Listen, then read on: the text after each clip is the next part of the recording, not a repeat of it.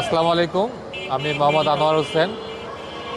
আমি এখন Manipur school branch 3-এ vote দিতে আসছি।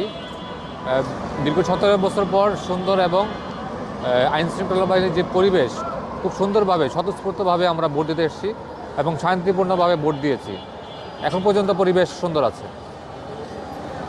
আপনার শারীরিক প্রতিবন্ধকতা কি কোনো ধরনের এখানে সমস্যার সৃষ্টি করেছে কিনা বা ভোট কেন্দ্র আপনাকে সাহায্য করেছে কিনা?